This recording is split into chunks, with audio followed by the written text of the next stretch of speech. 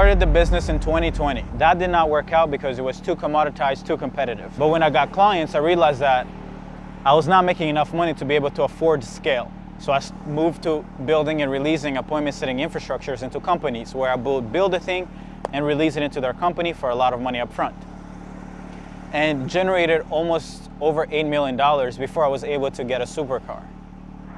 All right guys, so it's been months that I've been trying to make this video, and even when we decided to make this video, we did the whole shoot, we made the reveal of the car, but a few weeks ago, someone broke the car window, took the bag that my brother had with the camera, with the footage and everything, all the cameras we have, almost $30,000 worth of equipment, and forget the money. Think about all the storage that got stolen. So we have to reshoot this Porsche GT3 car reveal. For me, what this car represents is more so of a sign of what it means to chase your dream and to go after something that you don't know if you're going to be able to achieve it, other than the fact that you're just going to go for it. And I've bought it in May, I believe. No, I think, yeah, in May. And then later that month, I ended up traveling for the Monaco Grand Prix. Went to London, drove down from London all the way to Monaco for the rally. So over a month after buying this car, I didn't actually have it. And then when I came back, I had to fly to Toronto to go sign for the papers. I don't even know if we have that footage because it probably got stolen too. But the car ended up getting shipped to Montreal. It took like a week or so. But then when it got here, that's insane. I don't know if they can hear that, but that Honda is going crazy.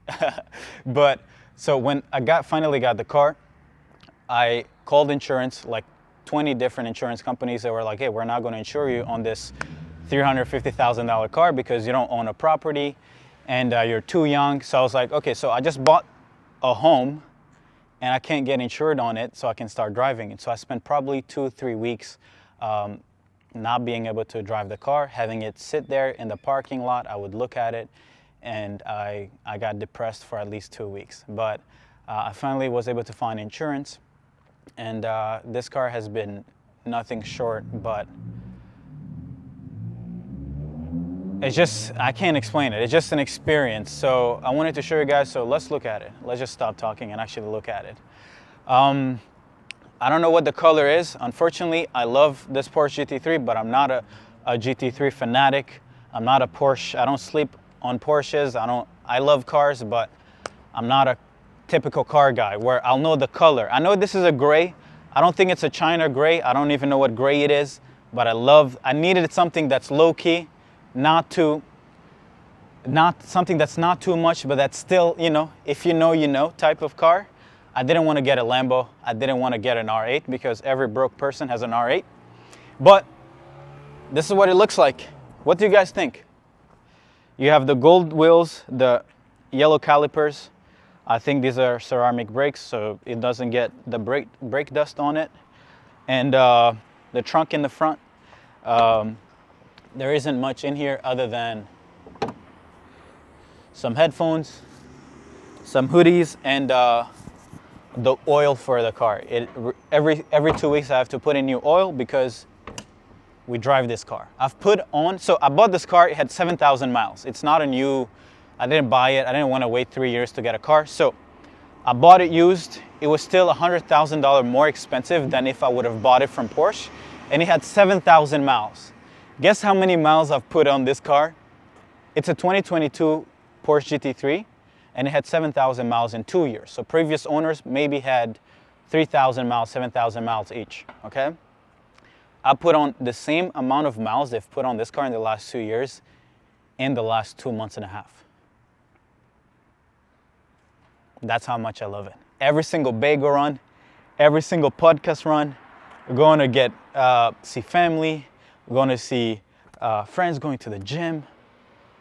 I'm just using this car and I'm driving it like it was supposed to be driven because that's what dreams are made of. I never really get it, people who buy these kind of cars and just have it parked. Like, why would you buy the car, right? Just work harder and be able to afford wasting this car. Let's go. Carbon roof. The thing that I love the most about this car is the wing and the rear tail lights. I'm gonna try to start it up. I'm not Doc Demura, so I'm not the best at doing car tours, but I'm gonna do my best. Let's start it up.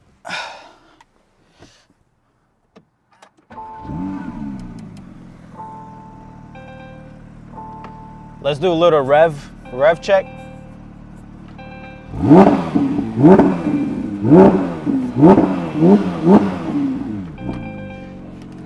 But yeah, I love the tail light. I love everything about this car. What else can I say? Nothing. Nothing other than I don't know what to say. Now, here's one thing that's important. I started the business in 2020. Was the first try I did at starting an advertising agency. That did not work out because it was too commoditized, too competitive. Then I started appointment setting. I was able to get clients. But when I got clients, I realized that I was not making enough money to be able to afford scale. So I moved to building and releasing appointment setting infrastructures into companies where I would build a thing and release it into their company for a lot of money up front. And generated almost over $8 million before I was able to get a supercar. So the lesson in there is work on yourself before you start buying stuff like this. If you make your first million, you buy this kind of car, you're stupid. You're genuinely being careless.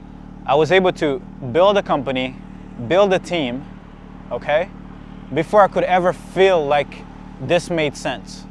So much so that the person who accepted to buy this car was the person who helps me run operations at clientacquisition.io. I did not make the decision, okay? So, yeah, build a team and then go waste some money, okay? But yeah, we'll show you guys the interior. The interior is really simple. Carbon bucket seats. When you're sitting, it hugs you a lot, especially if you hit the gym and you got wide back like me. I'm joking. But it hugs you like crazy. So you don't, it's not it just hugs you like crazy, is all I'm saying.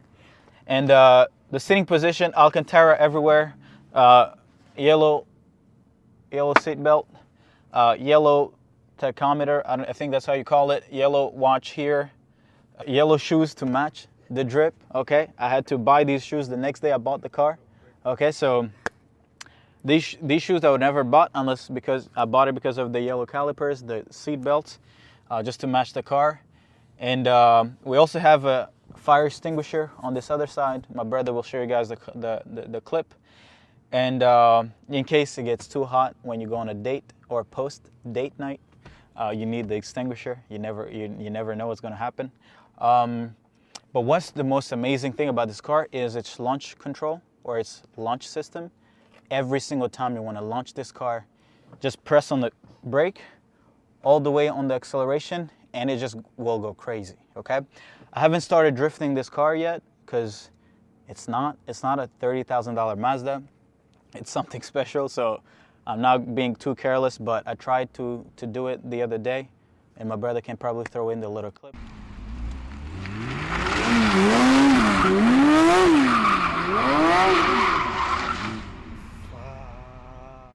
I did my best. I tried.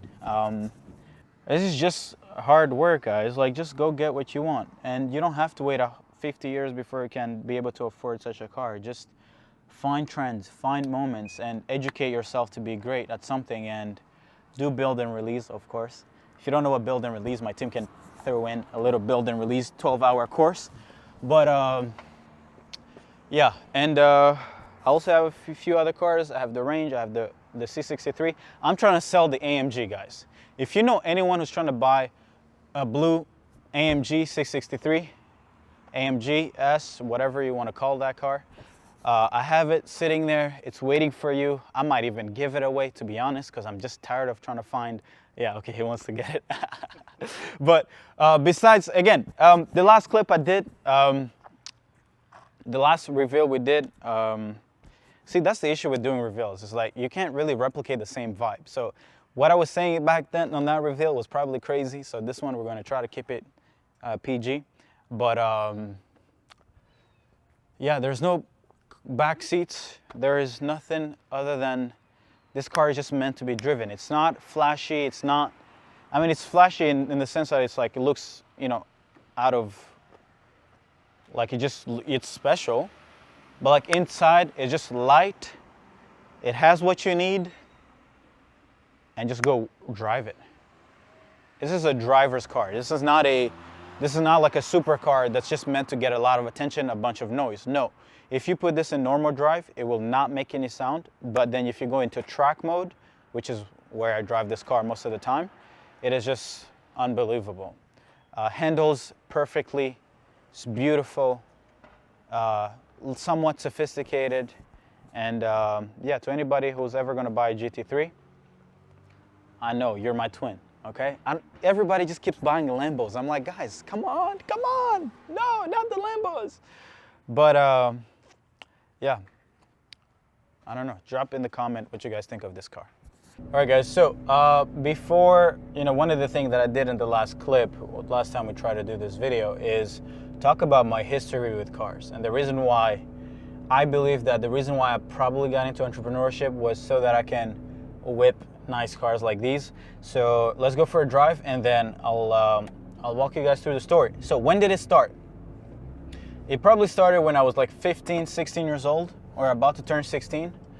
One of my cousins let me park her car. It was a Volkswagen Jetta. She let me park it, and from that moment on, and parking it, I literally mean take it from this street, park it on this other side. She let me park the car, and from that moment on, I was addicted to driving. After I experienced driving, I was like, you know, I have to get my driver's license. And when I turned 16, because here in Canada, when you're 16 is when you can go to, you know, to learn how to drive and get a driving license. I went to school. I needed money to actually be able to go there. But I didn't have a job, and I don't personally like asking for money. So what I did was I went to work at this field, okay?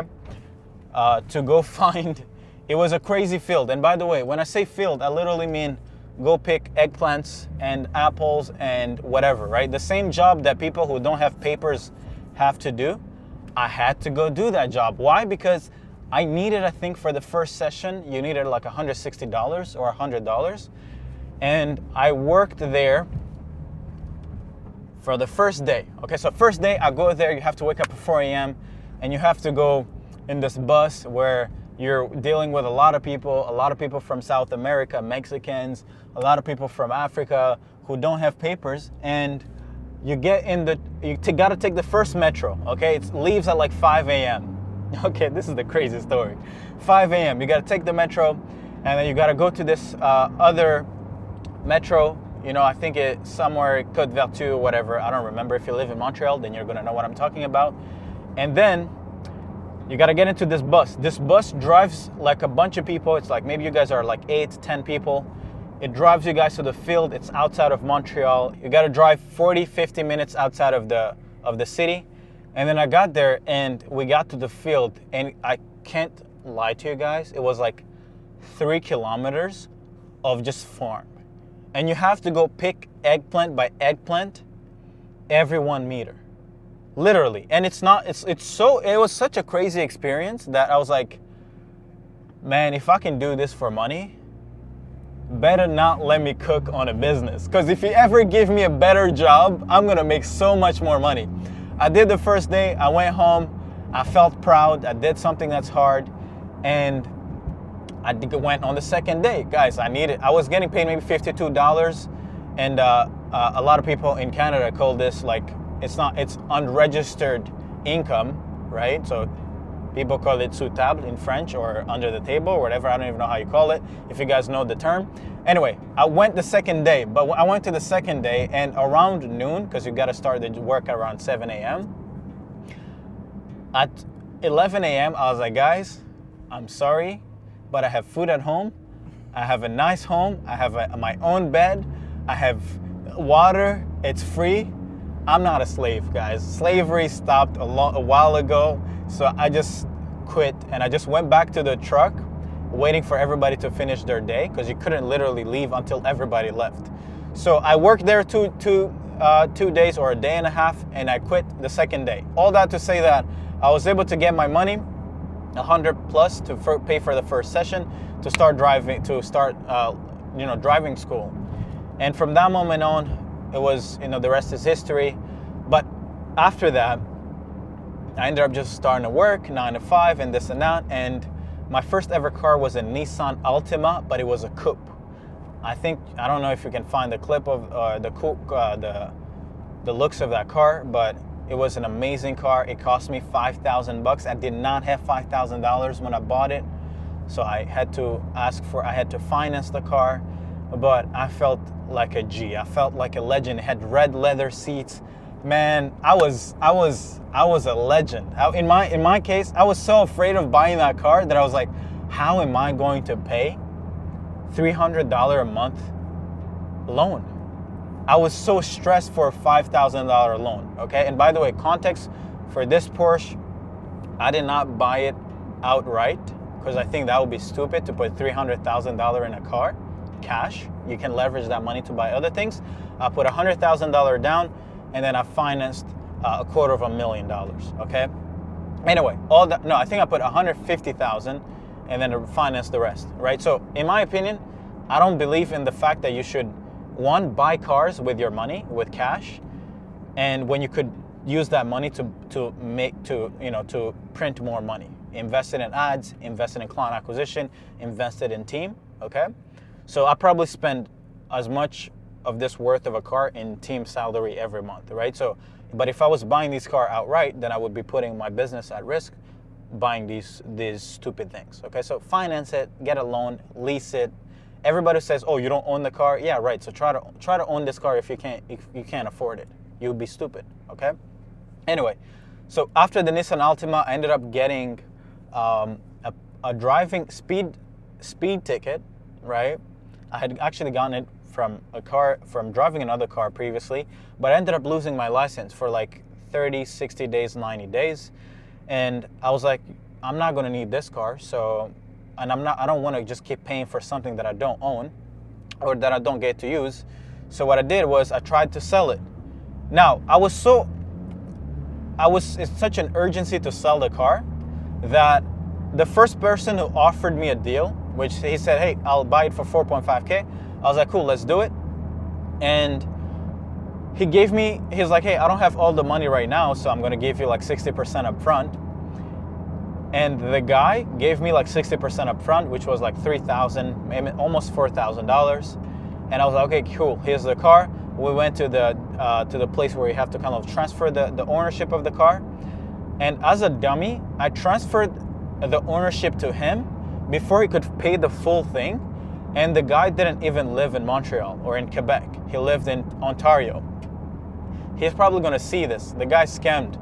He essentially, as soon as he got the car, he blocked me everywhere. And I was like, okay, my bad. I'm never gonna make that mistake again. But essentially, I got the car for so much. He got the car for a discount. Damn, that girl. Is that a girl? God damn. Girls who ride motorcycles, just DM me, please, because you look amazing. But anyway, let's go back to that. So that was my. So I sold the car. I got scammed, and then I ended up buying a $2,000 Mazda stick. I never knew how to drive stick before. I bought the car. Then I asked my friend who knew how to drive stick to bring the car to my home. And I just learned to drive it from that moment on. It was a $2,000 Mazda. Till this day, I think it was probably one of, if not the most enjoyable car that I've ever owned. Guys, have you guys ever driven a $2,000 Mazda, that stick? And you put it in first gear and you just rip the tires, the front tires too. And you just make it spin. It was such an amazing experience. And that car, ended up owning it for probably more than 2 years. That's when I started client acquisition.io. I was making $10,000 a day driving that Mazda. I remember it because my first ever $10,000 day was literally the screenshot that I took. I was literally in the Mazda and scaled the business to like 40K per month. Was still driving the Mazda, $2,000 Mazda. Then when I got to like 70K a month, 100K a month, I ended up upgrading. But I upgraded to a Mazda again. Okay, a Mazda 3, a little bit more newer version. I think it was 2023. And I leased it. Payments were like a few $100 a month. It was such an amazing car. Quality was beautiful. I understand why people love Mazdas. I would buy a Mazda again today. If I ever go broke, I'm going Mazda again, right? And then after the Mazda, I was like, man, I'm making $500,000 a month. How am I still driving? How am I still driving a Mazda? Like, come on, you know? Like, I was like, the ego starting to talk to me. I was like, you know what? I need a lot of horses. So what I decided to do was, I was on Auto Trader, scrolling, looking for an AMG. I had always dreamed of owning an AMG, and I saw this blue C63 AMG, and I saw it at 11 p.m. the night before, and at 12 p.m. the next day, I had already bought the car. Because if I see something that I love, if I see something that I like, I need it tomorrow. I don't like waiting. I hate waiting for the things that I love, because I live such a stressful life and I have to make so many hard decisions every day that if I want something, I have to get it whenever I want, okay? So I got this C63 AMG, and winter came after I bought the 63. So I bought the 63 maybe 2023. Winter of 2023, I think I listened to a lyric from Lil Baby where it says, new season, new car. So I was like, you know, winter, I guess I need a new car. So I'm joking. I just couldn't drive this C63 during winter. And I bought a Range Rover Velar 2023, amazing car, blue interior, beautiful. I don't know if my brother has clips of all these cars, but he can throw in. He's gonna throw in them so you guys can see them. And this year I was just tired. I was like, man, I need a supercar. I'm like, I have people who make 1/10 of what I make driving Lambos, and who've been less consistent at it than I have been. So I was looking for a GT3 Porsche. I looked and looked and looked. These are some of the hardest cars to find, but not even that. Even when you do find the car, it is so expensive. It is so expensive that it's like, I'm not gonna pay $100,000 more than sticker price. Well, I actually finally fucking just said, fuck it, let's just do it, right? And I bought this car a few months ago, and it's been a dream ever since. Now, I will say this: if you drive a supercar and you're someone like me who likes to listen to podcasts, likes to go in your car and think, it kind of like changes things a little bit, because everybody looks at the car, but sometimes you just want to be alone, you just want to be at peace. And I can tell that sometimes when I'm just annoyed and not wanting to pay attention, I hate the attention that everybody's just paying to me, because I'm just in my bubble. When I'm in this car, I'm not trying to be like someone who rented this car or rented a supercar and that just wants attention. I don't want attention. I don't want attention, which is why it probably took me, most people will buy a supercar and go make a YouTube video on it the next day. I bought it since March. We're in September. I put on 7,000 miles before I could even show it to you guys, because this is a gift for me. This is for my hard work. This is not for you guys. I mean, hopefully it inspires you guys to go after it, right? But for me, the experience, this was a gift for all the sacrifices, for all the risks that I took. And if you take big risks, you know, eventually, if you're smart enough and if you're lucky enough, you get to enjoy big rewards. But I wanted to do this is my brother. Let's show the car that he's driving. Let's see. Can you guys see the car? Whoa, he's trying to race. He's in a Corolla and he's trying to race me. God damn. Wait. We on YouTube. You on YouTube. Better pop the VTEC, brother.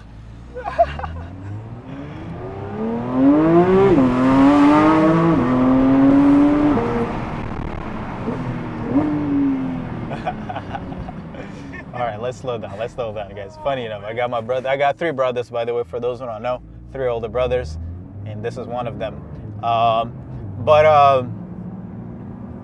Yeah. This is funny. Anyway, so yeah, guys, I'm bringing you guys this car. This is guys. Go back, look back at my first YouTube video, 2020, when I was yapping about Naval, talking about leverage, forms of leverage, media, code, and talent and labor. It's like the lowest form of leverage and things like that. But this is what you get if you put in 4 years of everyday grinding. Okay?